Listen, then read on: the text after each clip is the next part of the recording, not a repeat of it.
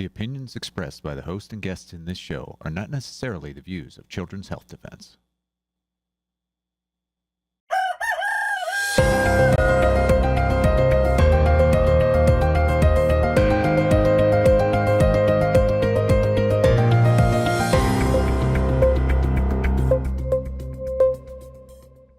Well, good morning, Ph.D. It's Friday, and it is now time for doctors and scientists. I'm so glad to talk to our guest today. I've wanted to have him on the show for quite some time, gone through so much, in his career as a physician. Dr. Andrew Zywiec. Zywiec, did I say it correctly, Andrew? You're getting there. Okay. I'm so sorry. Oh my goodness. Somebody that's done so much and so much good, I should be able to pronounce their name, right? Well, you'll get there. Practice. Thank you. I appreciate the attempt. Yeah. Welcome to the show. And thank you for standing out on the front lines, speaking out and really, looking out for good health. We have, how far away, if you look at like run-of-the-mill Western medicine, how far away have we steered our ship? I think that we went in the exact opposite direction of health. When I look at the allopathic model of medicine versus what medicine is supposed to be, I see it that it is in direct opposition to what I believe that health should be. The allopathic approach is that, in general, that the body is this clunky organism that makes mistakes and draws error. And in order to combat that error, we must oppose it with usually pharmacological or surgical intervention in such a way that you balance out that error in resistance to achieve homeostasis. So essentially, you're always working against the body because it is producing a problem in response to an insult. The more naturopathic approach of medicine is that the body is intelligent. It's designed. It is always working towards actualizing a goal. And that if you can recognize what that goal is that your body is trying to achieve, you can help it get there faster. And that is, that changes how an individual or practitioner views medicine, and it changes how they practice. In the West, we use Western medicine, and it's a completely allopathic approach. And I think, quite honestly, it is the exact opposite of what we should be doing more often than not. The pharmaceutical industry and, unfortunately, these trade organizations masquerading as, medical authorities, the AMA, the AAP, it seems like when you're prescribed something, especially if it's for a chronic ailment, chronic disease, it's not, just an infection or something like that, that's transient. It seems like you're a patient for life. That to me, I remember even before, my health freedom journey thinking, that's kind of weird. Okay, so you're giving this to me. When do I stop taking? And they're like, oh, that question doesn't even come up. Yeah, that's kind of become the rule of thumb in these scenarios. If you talk to, your average allergist, immunologist, something like that about asthma, and you're talking about, say, pediatric asthma, more often than not, it's if this goes away, it'll go away on its own. But more likely, this is going to be a progressive chronic illness that you're going to deal with forever. And we're going to have to increase the intensity of treatment over time as you inevitably get worse. And you ask them, how many patients have you cured of asthma? And they'll say, well, none. As if that's something that's impossible. But if you talk to alternative practitioners or integrative doctors, it's all about removing exposures and reducing toxins and creating again just a better position for the body to be in to reduce inflammation and things like that. So there's always something to be done. But to your point, yes, that's absolutely correct. Most time there's not a lot of informed consent. With most pharmaceuticals, they don't even have time to go through the list that's as long as my arm of adverse events for each kind of medication. And the idea is to put you on something that consistently keeps you coming back. It's a sick care model, right? Disease creation and illness perpetuation for profit is the name of the game. Absolutely. And I do want to pivot to vaccines. I'm so thankful for Secretary Kennedy and being able to take another look at these things that have just sort of been ingrained in society. When you look at vaccines and vaccine components. And that's, I've studied this because of my son's vaccine injury, for the past 24 years.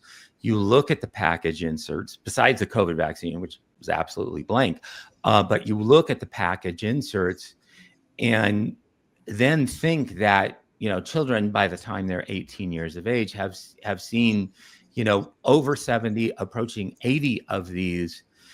How, and this is a really global question, and you don't have to answer it in full. Please don't try to answer it in full. I mean, how do we rewind this? Number one, rewind this, and then number two, take care of all these jacked up kids. Well, the first thing to do with as with anything is to stop the burden, stop the insults. I think that we really need to step back on vaccines. I personally don't believe there are any good vaccines. That I fundamentally disagree with the premise of vaccination. Everything that I've ever studied about them, about the adjuvants and the excipients, about the outcomes, all is negative. And I am more than happy to go in extensive detail on that. But the first thing to do is to step back and stop vaccinating. It's something to the tune of 30 some doses in the first 2 to 3 years of a child's life, when their immune system is still in its infancy. It's not even close to developed. The blood-brain barrier is still wide open, and you're just insulting the immune system over and over and over again with multiple different antigens and multiple different pathogenic sequences of DNA, RNA, or proteins. And all of the things that are in vaccines, they have direct access to the blood supply through fenestrated and broken capillary networks through the injections. These are things that should not see the interior of the vascular system in their full form, because they elicit an immune response. It just kind of goes on and on. The interesting thing about it is the basic biochemistry and the basic immunology that every single medical student has taken, either in undergrad and definitely in their first year of medical school, explains exactly why you see the injuries and the responses that you see with vaccines. It's not rocket science. We're not uncovering something that's new. We are peering into a problem that has been persisting for decades. And it's just getting to the point where people cannot not notice it. Everybody will talk about the autism statistic, one in maybe 10,000 in the 60s or so, and then increasing and approaching 1 in 34, I believe, in California, to the point where it's now 1 in 12 boys in some regions of the country. Right.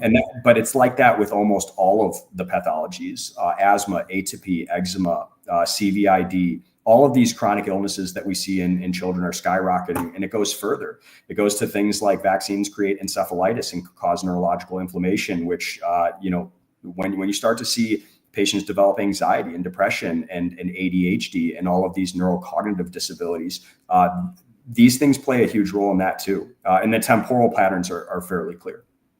Absolutely. And, I love that you made the link not only to, neurodevelopmental disabilities, but also mental health. That's a domain that has been verboten. I mean, like most vaccine injury, it's verboten to talk about vaccines and adverse events in the same sentence. But even among those of us that have studied it, we haven't looked at mental health. And, what's happening, what are the mental health consequences of all that neuroinflammation, all that autoimmunity, astrocytes, basically being put on high alert in the brain. It depends on the time of development. It depends on where you get the inflammation, right? The brain is exceptionally complex, and we know little to nothing. I did all of my master's work in neurology. We know little to nothing about the brain. As much as we do know, we can fill libraries of information, but that's right. an extremely small subset.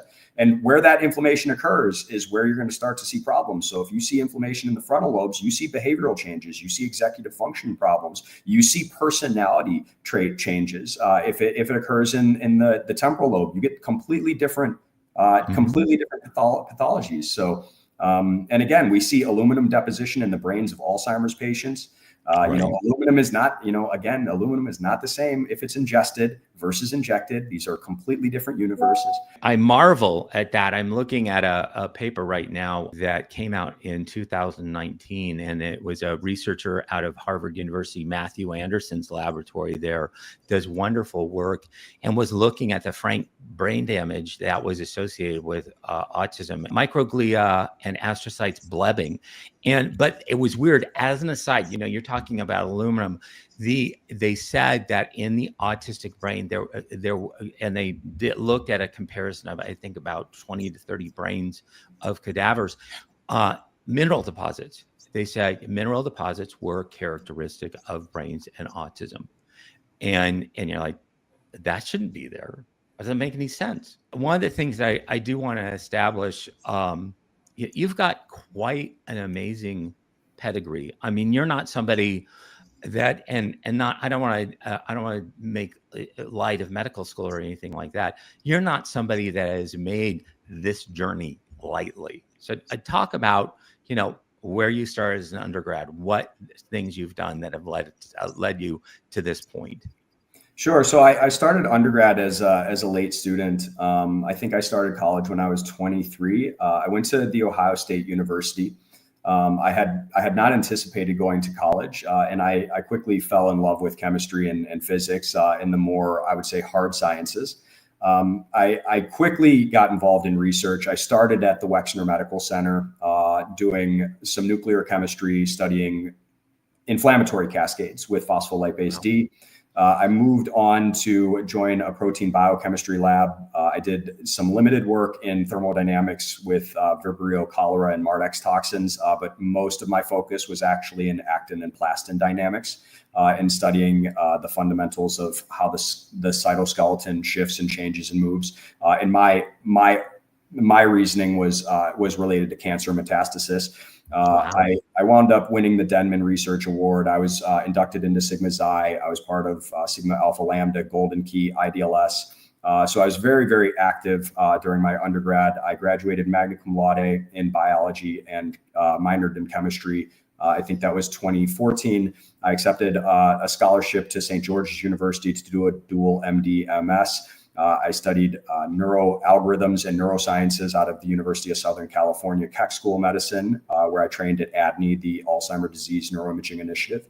I did essentially brain mapping for Alzheimer's disease. While at that time I was doing my medical doctorate, I did selective work in Prague, Czech Republic, at several different hospitals in neurology, surgery, and pediatric medicine. I graduated in 2019 from St. George's University, cum laude, and then I did a year of teaching, and I continued teaching actually after that for med students. But then I started residency in 2020 in Brooklyn, New York. I had wanted to go into surgery originally. That was the plan. I wanted to be a neurosurgeon. I did my entire fourth year of med school in surgery. And I was quite an active student. So I got to first assist in all the major surgeries. I did cardiothoracic, thoracic, neuro, GI, general, vascular, orthopedics, all of it. I would say that about 95% of the surgeries that we did, I thought were unnecessary. And I thought that there were better approaches that should have been seen first. So I decided not to go into surgery because I didn't want to do 5 years of doing surgeries that I did not think were totally ethical. And instead I went into pediatrics and shifted my focus into emergency and neonatal intensive care. And the goal then shifted towards interventional cardiology. But with the way that things were practiced, I started at the height of COVID, Brooklyn, New York, speaking out against the COVID vaccines. I was also speaking out against the transgender care in medicine and puberty blockers and cross-sex hormones. I found that I just completely disagreed with the system in general and almost everything about it. I get a lot of flack because I stand so vehemently opposed to most of the things that are going on in medicine. So I shifted gears. I entered into the more naturopathic space, and I think I'm happier here. What an amazing journey, and so many different things that you've seen, so many different things that you've experienced, and then now spoken out against. I want to talk about quote unquote gender affirming care for a little bit. And especially from a scientific perspective. I mean, it seems like when you start to prescribe something like a puberty blocker for a minor, Okay. Or even, transitional hormones for an adult. I mean, I don't want to be selective. Obviously much, much more concerned about minors and think and that we need to be concerned about that. But what's the trajectory? I mean, it seems like these things are being prescribed like candy, and that nobody really talks about, well, what are the long-term effects of doing that? It's an absolute nightmare. Look, first and foremost, prescribing puberty blockers to a child during critical parts of development, it's not just changing their body, it's changing their neurology, it's changing their limbic system, their emotional responses, their endocrine system. And we have no idea what the long-term side effects are. We can posit what they are. You're going to have musculoskeletal damage, premature fusion of the epiphyseal plates. You're going to have neurological changes, probably increased propensity for developmental disorders and for mood disorders, things of that nature. And I think that we're seeing those things play out actually as well. Yeah. But at the end of the day, I don't think that we need to intellectualize this. It's obviously wrong. It's obviously completely incorrect. I try to walk people through the scenario. A child comes into an office and talks to a trusted expert and medical professional and says, I am born in the wrong body. And without even a thought, they say, you're right, you are born in the wrong body. And we're going to give you something that completely insults your entire system to oppose what's happening, which is a natural process. Now, after all of those things happen, they use cross-sex hormones to convert the physical body into the opposing gender. So they sexually develop the child into the opposing gender, and all for what? Where does this pipeline end? Well, it ends at the surgical table, where they are going to, wheel them into a fluorescently lit operating theater and literally carve off their genitals, remove their ability to reproduce. And this is Frankenstein medicine. There's no other language for it. There's no other word for it. I don't mince my words when this is psychopathy. I cannot believe that this is happening en masse in the United States. We have tens of thousands of children who have gone through these surgeries, and far more who have gone through puberty blockers and cross-sex hormones. It is, the idea of gender dysphoria at its primary roots is a delusion, right? It's a fixed false belief that is not rooted in reality.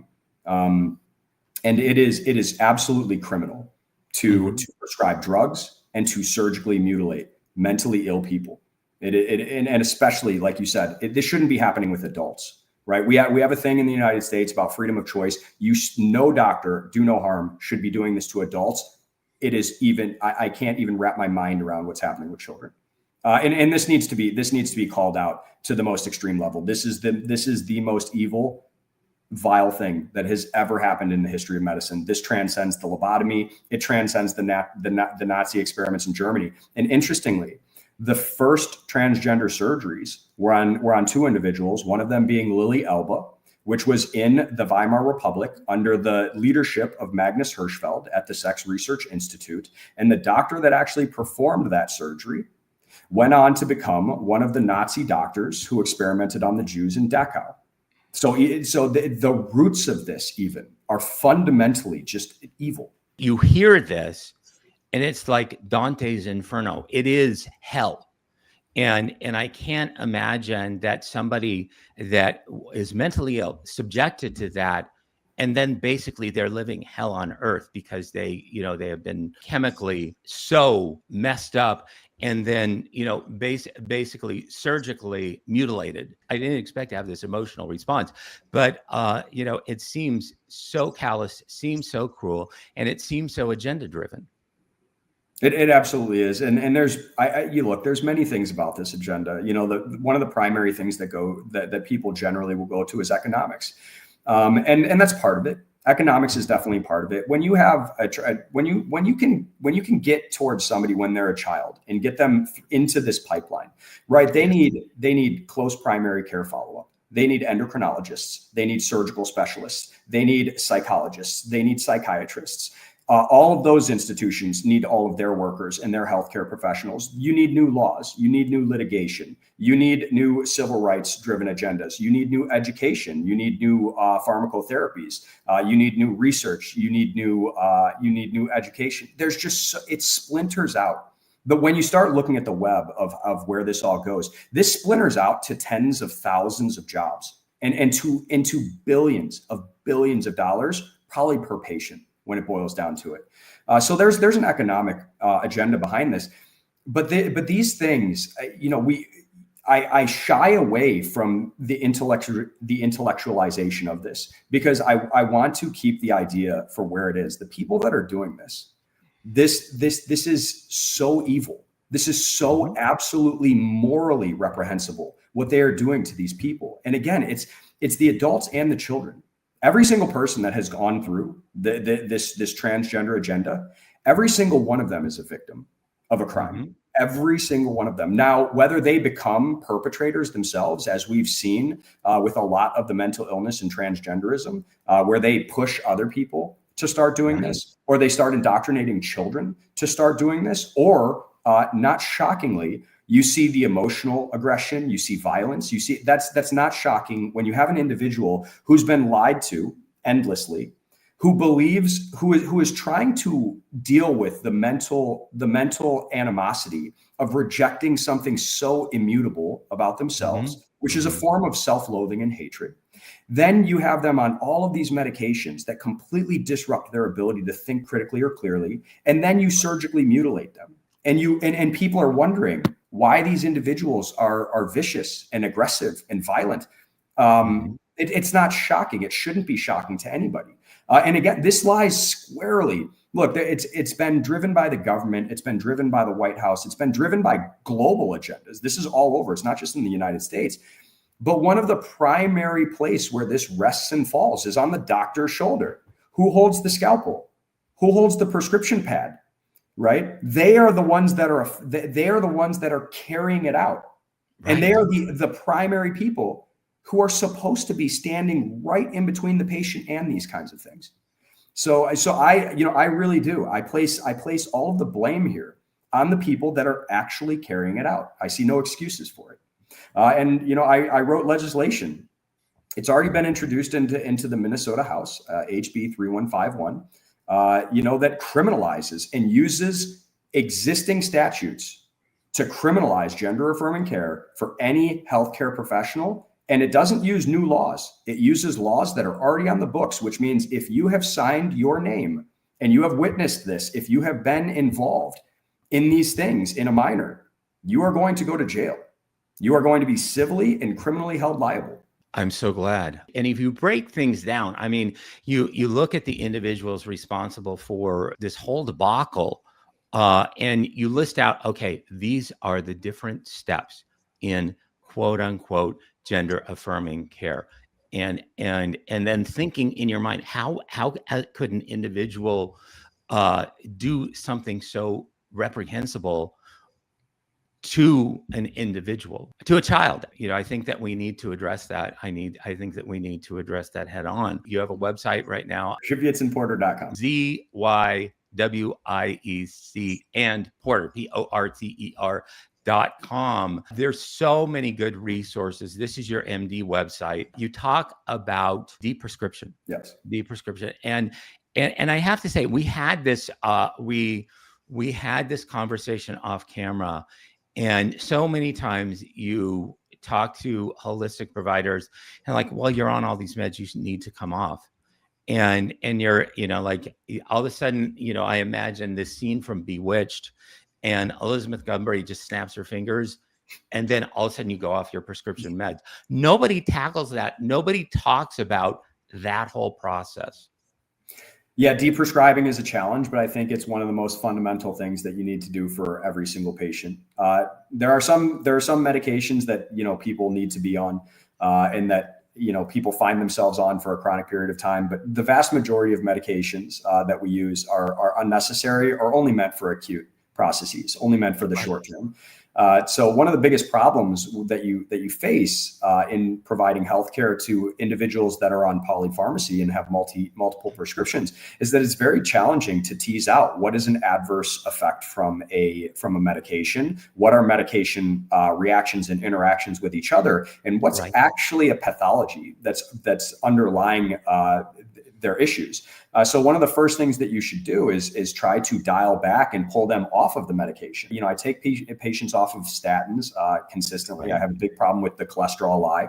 I think probably most of your listeners will already know about cholesterol, but I'll recap it in the first place. Cholesterol is absolutely necessary for every single cell you have. You have about 40 trillion cells in the human body. You require cholesterol in the form of lipid rafts to maintain the cellular integrity of the lipid membranes. You require cholesterol for aldosterone, for cortisol, for testosterone, for estrogen, for serotonin to function properly. You require cholesterol. It's the backbone of so much. So just blocking cholesterol based on a number is treating a chart, not a patient. So anyways, you can take patients off things like statins quickly, but there's a lot of medications you can't take people off of quickly, right? For instance, SSRIs, benzodiazepines. These are two of the most commonly prescribed things on the planet. We have about 45 million patients on SSRIs, about 30 million patients on benzos in the United States. These are things that are very challenging to get off of. Benzodiazepines are essentially alcohol in a pill. Right? It works on the same exact GABA receptor. It produces the same exact intoxication and has the same exact withdrawals. Go figure. So essentially what people are really doing when they prescribe a benzo is prescribing alcohol. And if you try to come off of it after 6 months, well, you are now an alcoholic and you are trying to come off of alcoholism. So it is challenging. SSRIs are exceptionally challenging to come off of because they create brain fog, they create fatigue, they create dizziness and vertigo, they create temperature instability. So if you have as we talked about before, if you have an intense job or you have something where you need to be on the ball, like really mentally on the game, you're going to have a very hard time. And it really depends on where a patient's at and how much pain they're willing to go through and suffering to get back to normal. And when you do take people off of these, because it's changed the architecture of the brain, it's changed the neurochemical balances, and it blunts a lot of emotional responses. So if somebody's on these things for years, that's one of the reasons why people think that SSRIs help. It's because it blunts your emotional response in many ways, and it makes you more calm and more collected, so you can deal with things more properly. And that's maybe a short-term benefit, but in the long term, when you try to come off of these things, you see people get, very emotional. You see them get very dysregulated. You see them act more like in a childlike state when they react to things because they have to retrain their brain again. And it can be a really challenging process. It's daunting, and living in the world of allopathic medicine for such a long time, for such a long period of time. I'm 61 going on 62, and I didn't really, have any type of awakening until my son was injured, by his infant vaccines. I mean, that's a long time. And so, my appreciation is that you're not taking that lightly. And that you're facing that on your head on. You've looked at the pathology of taking somebody off of an SSRI. One of the things that's prescribed very, very often is Neurontin. I don't know if you know anything about the pathology of Neurontin, but I do not. You do not. It is, it's very, very much like an SSRI blunts an emotional response. Mm-hmm. And so going off of that, getting off of that, you are basically, you have to retrain your brain because those highs and lows, I would imagine would come back. No, they absolutely do. And that's the big part of it. It's there's a lot more to be said. It is much more challenging to teach people how to emotionally regulate, how to deal with the life around them, how to handle the things that are in their control and out of their control. And there's some things that help, and there are some medications that can help. But at the end of the day, you have to learn how to be human. You have to learn how to process your emotions, and you have to learn how to handle the world around you. And a drug that blunts all of those responses it's not the answer. Wow. Well, I can't thank you enough for coming on the show. I mean, this is absolutely amazing. And I do think that, we've just basically, covered the tip of the iceberg, in so many of these different issues, given your varied background and your training. How can people, so we've talked about your website, your practice. And I know you're on X. What's your handle on X, and how can people get more information? At Andrew Zywiec, MD. Anybody is free to reach out on X at any time. I have to ask you this question. How old are you? I am 39 years old. Oh, so you don't remember this? I always think when I have such an amazing conversation with such an amazing guest, I always think back to there's a movie in the 80s called My Dinner with Andre. You have to look it up. I fell asleep the first time I watched it because it's basically a dinner with a guy named Andre Gregory, and he tells this tale that is so absolutely riveting. Well, this is that type of tale. So today, Andrew, it was my, not my dinner with Andrew, but my interview with Andrew, and the character that just listens the entire time is Wallace Shawn, the same guy that was on Princess Bride. So again, I get to be Wallace Shawn, you get to be Andre Gregory. But all that to be said, watch the movie. Thank you so much. I would love to have you back on the show. Again, I feel like we just barely got in the conversation. There's so much more to cover. And thank you for your important work. Absolutely. Thank you so much for having me on, Dr. Hooker, and God bless. And thank you, everybody, for joining us for this important episode of Doctors and Scientists. Tell your friends, spread the word. People need to see Dr. Andrew. I'm not going to say his last. I'm just going to go Dr. Andrew. Is that okay? Dr. Andrew. And we need to spread the word about this. And thank you for joining us today.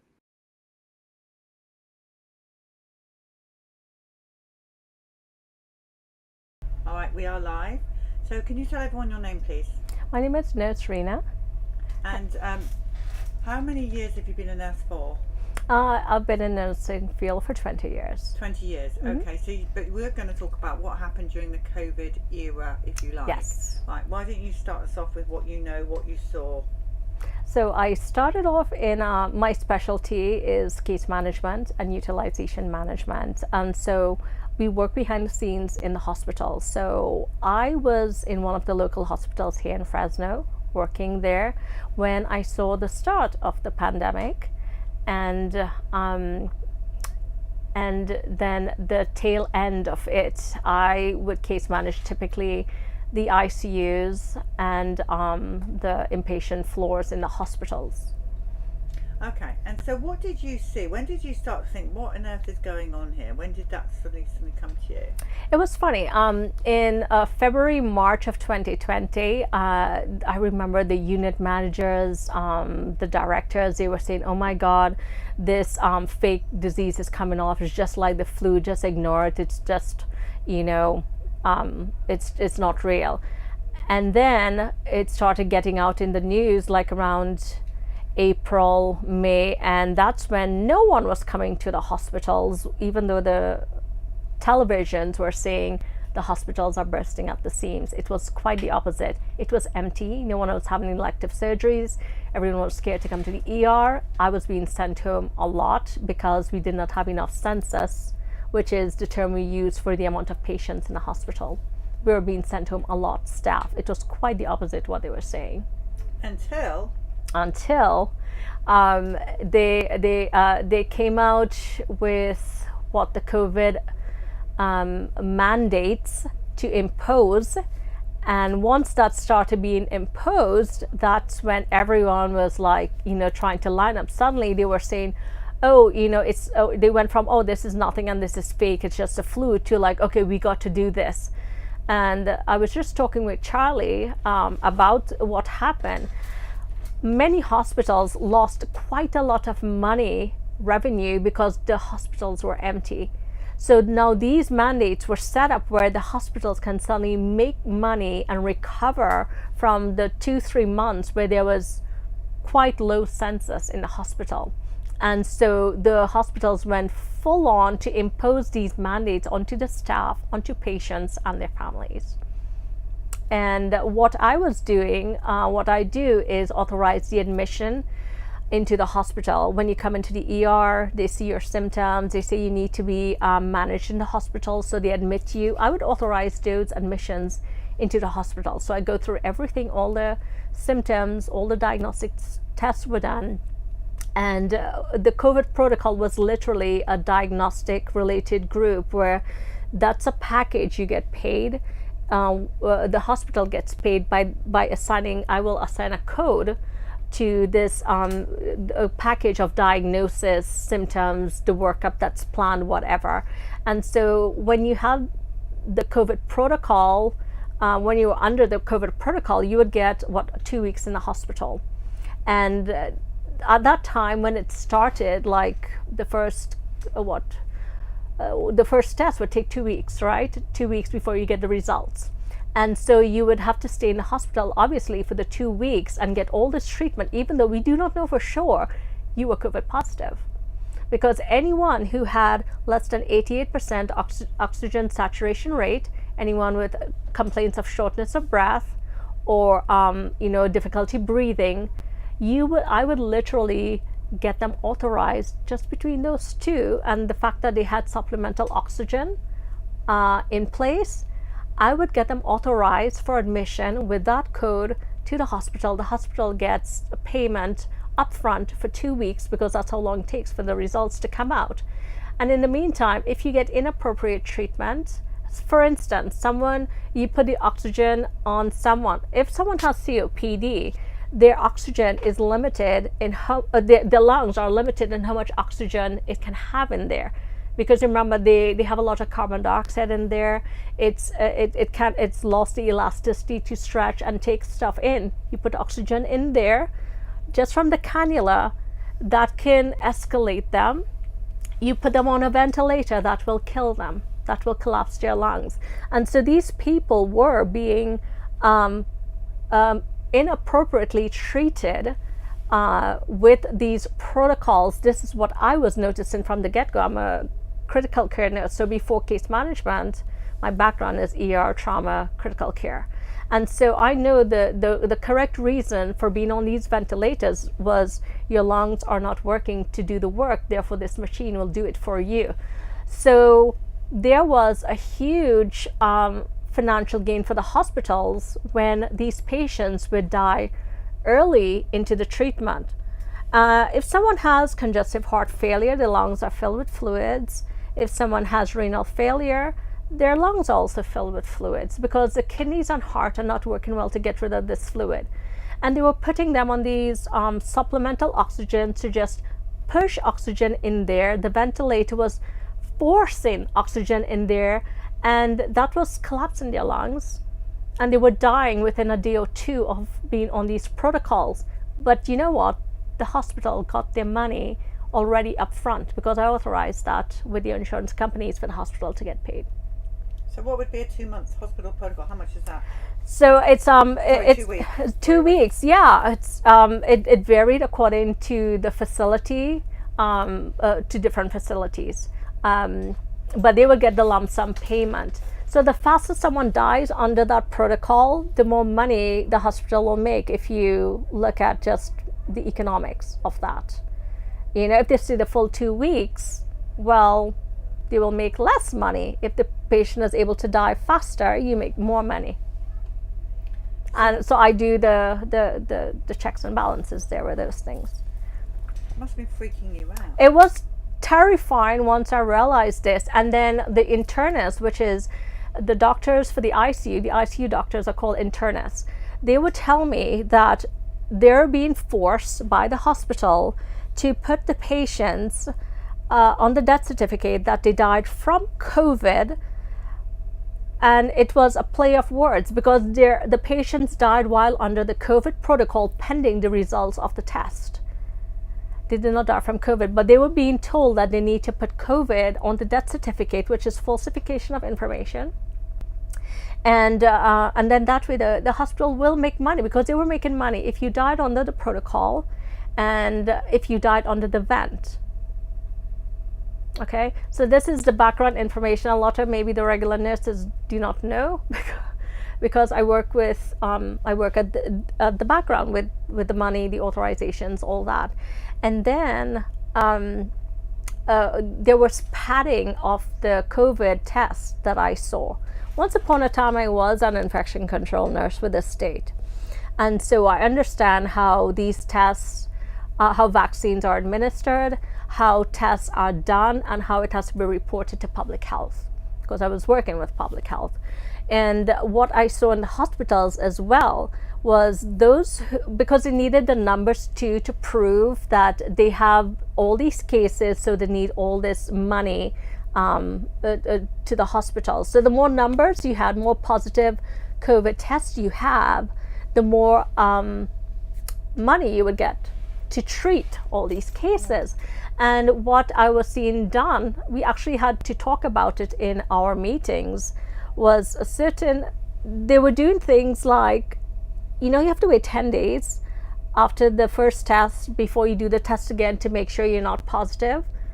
Well, tests were being done on people who were positive every day, and all those numbers were being sent to public health as new numbers, even though it's from this one same person.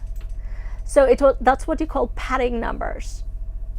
And that's what I saw too. So all these things I'm saying here, I reported on all these things. Where did you report it? Because it's the right thing to do. No, where did you report? Oh, I was at St. Agnes working. So you report it to your bosses? No, because they're all supporting what was being done. What I also got outright in trouble for was when I tried to send the patients back to the nursing home once they were discharged. They have to go back to the nursing home. I facilitate the transfer of patients from the hospital when they're discharged to places they came from, or if they need placement, I place them. And so the requirements at the time, remember, in a nursing home, residents are sometimes 4 to 8 residents in one room, and they share one toilet. So anything communicable it spreads like wildfire in a nursing home. And so at the time, this was coming to about June, they came up with a rapid test, which was like in 45 minutes, you would get the results. But at this time also, because elective surgeries were finally being allowed to happen, the hospital was saying, hey, we need these rapid tests for those coming in for surgery, and those who we're done with and they need to go, we need a bed, they can do the 2-week test, which is cheaper because the rapid test costs more money. So only the elective patients who are coming in we can use the rapid test for them because we're making money off them. These people are done. Half the time they're coming here with the same problems. We're not making money off them. We'll use a cheap test, which takes 2 weeks. And so I was saying, 3 days. I think at that time there was like the 3-day one, and then there was the rapid one. You remember at first it took like 2 weeks, then it took like about 3 days, and then 45 minutes, and then we came down at the tail end of the whole pandemic, 15 minutes. So they were trying to say, I think it was a 3-day one, it took 3 days.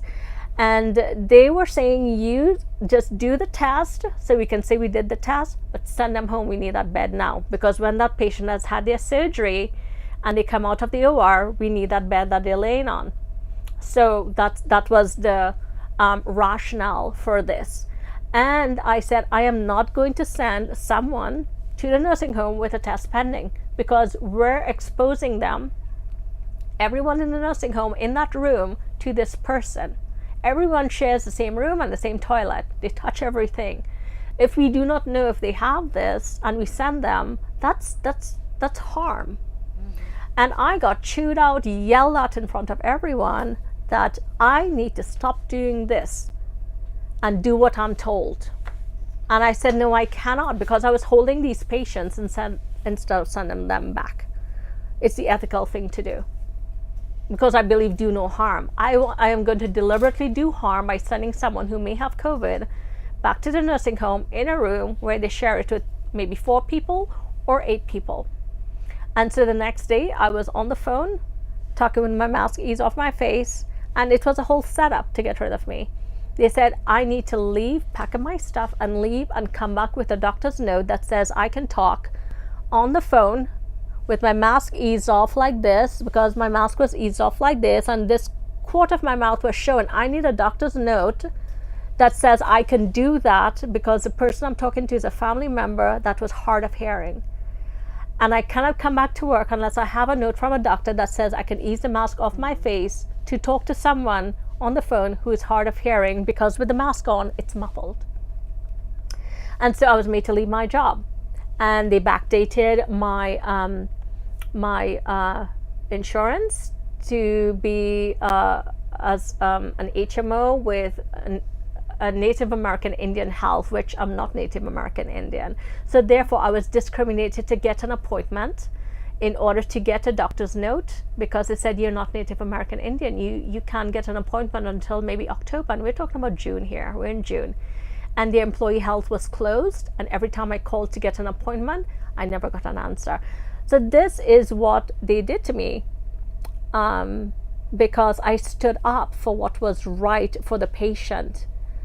Also, I saw how many family members were denied. I was also case manager in the oncology floor. Tons of hospice patients, and many patients I saw, they died alone with cancer in their bed. And this was just very horrific for me as well. And then once the vaccines came about and I went to a different hospital to work, then the persecution happened in a different way to nurses and to the patients, because patients were being denied medical care if they did not take the vaccine when they come into the ER. You can't come into the hospital property if you're not vaccinated, if you're not wearing a mask. For me, the hospital I was at this time, once I left St. Agnes, because they made sure I couldn't come back, they wanted all the nurses, all the staff in the hospital, they wanted that hospital, Adventist Health, to be 100% vaccinated. I said, no, I am not going to get it. So then they made life hard for any nurse or medical personnel who refused the vaccine to be able to work. For instance, the mandates in the hospital for staff were that if you don't have the COVID vaccine, you have to get tested before you clock in to your shift.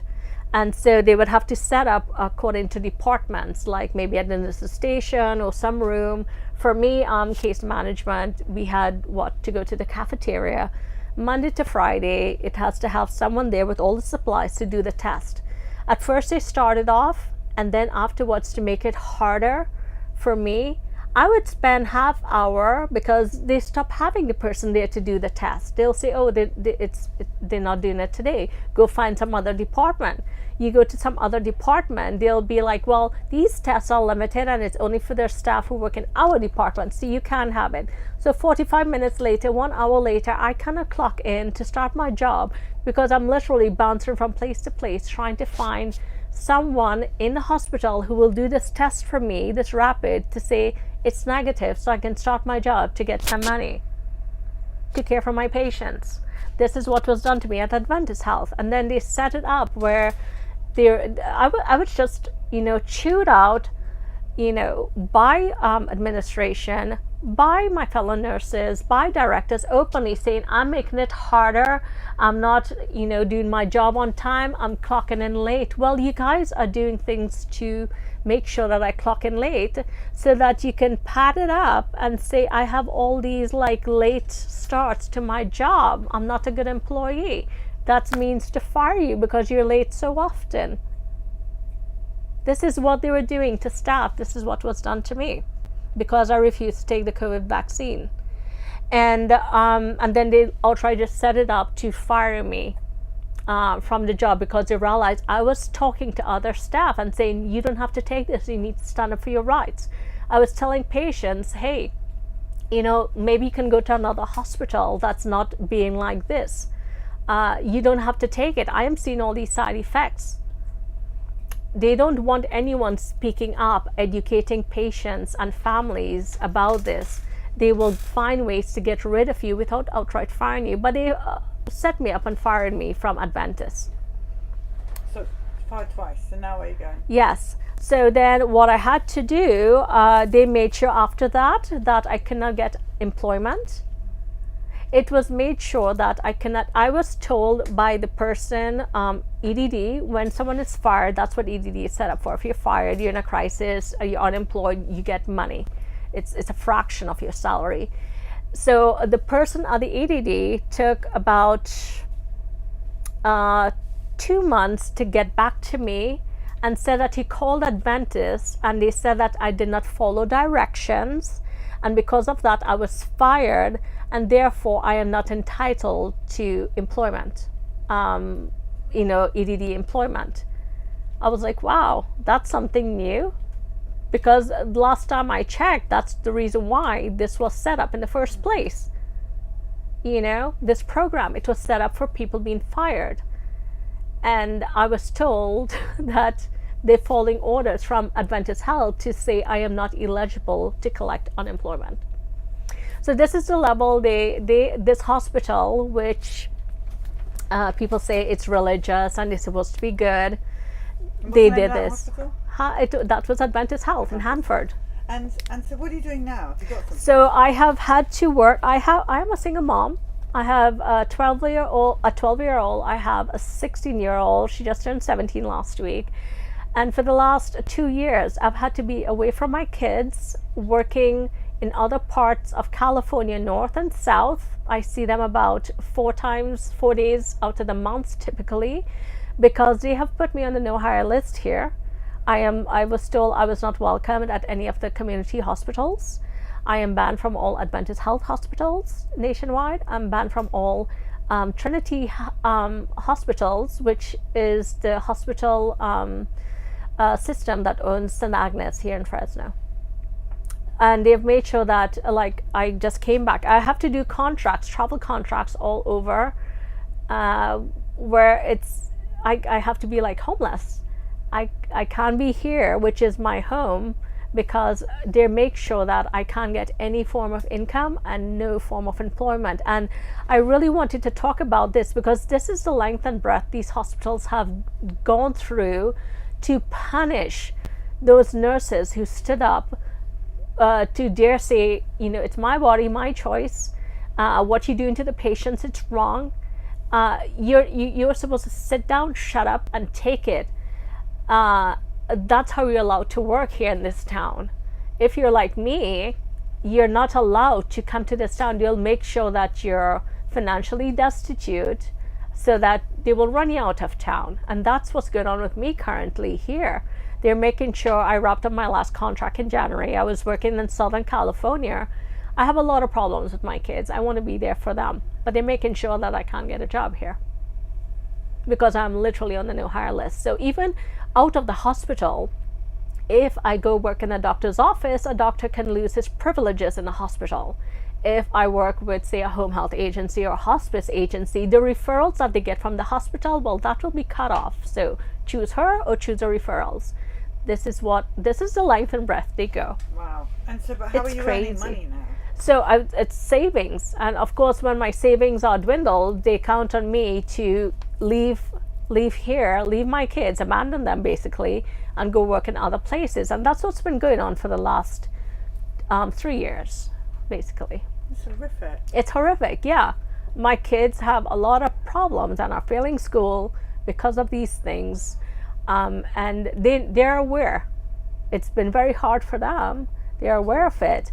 And I know I'm not the only nurse that's going through this, or the only doctor, because they've vilified nurses and doctors who've stood up like me and reported the wrong and stood against these mandates. It's terrible. It's shocking. Mm-hmm. And I'm so proud of you speaking out. Yeah. A quick question. When we had a nurse sit on the sofa saying that she was in the billing department or whatever, that because we're seeing that the vaccinated are being treated a lot better than the unvaccinated. Yes, definitely. That's the whole, we'll literally have become divided between the vaccinated and unvaccinated. Like I was told as a nurse, I should die. I was told by patients that I should die because I want to kill people by not taking the vaccine. I was told this in my face, in front of people on the job.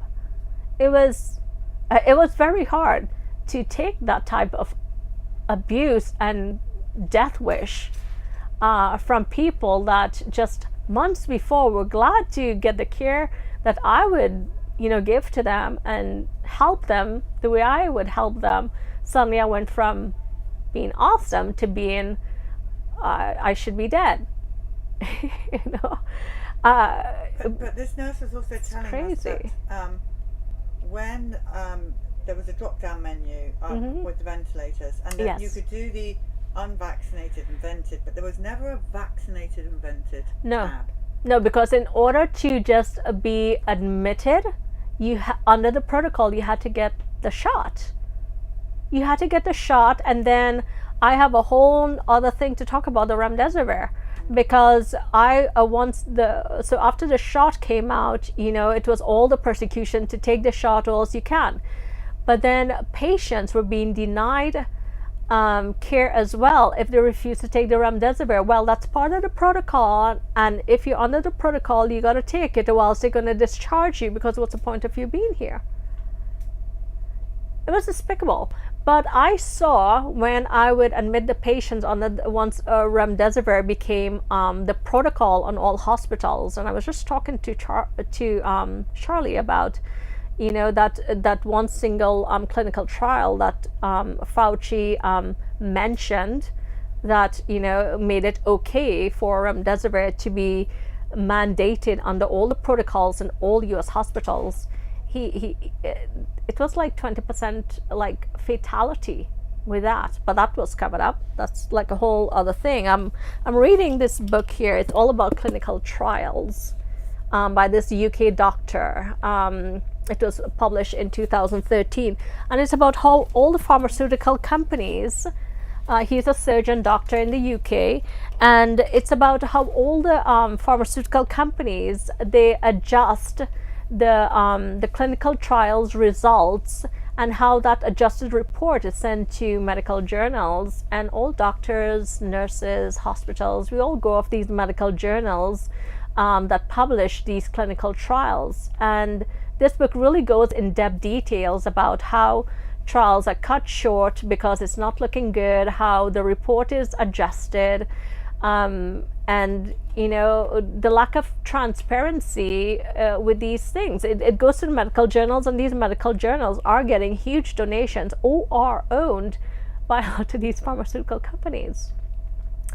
And I recommend that book to people to read. That's in the local library, because a book like that will not be on Amazon or the Barnes and Noble, because it goes against the entire narrative about how hospitals are misled. Book, but I do know Bad Science, and this guy was not our friend in the past, so it's interesting. Maybe.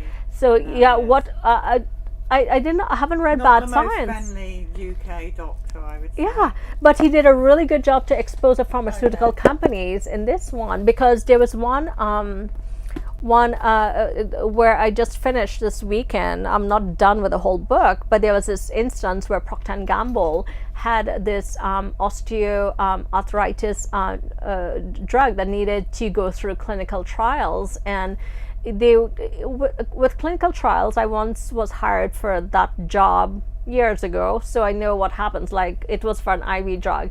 You have to have enough people who are willing to stay the entire course, and you have to note all the side effects as the days go by, the common side effects, the short-term side effects, the long-term side effects. And Procter & Gamble, the clinical trial was not going well. It was stopped. And then the professor at the university who was carrying out the trial, he was asked to sign off on this report that Procter & Gamble had came up with. They came up with a report, and they just need his signature on it, and he refused to give a signature. So they went ahead, and I guess the signature was forged, and it was sent to the medical journal. And then when he found out that, he's like, I did not sign off on this report to say that the clinical trial was okay. It was published in a very reputable medical journal. And these journals, which nurses, doctors, and hospitals, they go by these journals because they're so reputable and say, hey, this is safe. Let's implement it. Let's start prescribing it. Let's start putting it in our protocols. Let's start putting it in our plan of treatment for these disease processes. And that's how we go off it. As a nursing student, that's all I went by to verify the efficacy of a drug or the safety of a drug, is by going off these journals. And when he reported that they falsified his signature for this report, the university fired him, and he was placed on a gag order by the court. So this is just one of the incident in this book. So I mean, I do not know him in bad science, but I'm saying, wow, this is very, I was like, this is very, very huge expose of what they're doing. But you know what? This is exactly what they did with the remdesivir. This is exactly what they did with the COVID vaccine. There was no clinical trial to validate the safety of this vaccine and of the remdesivir.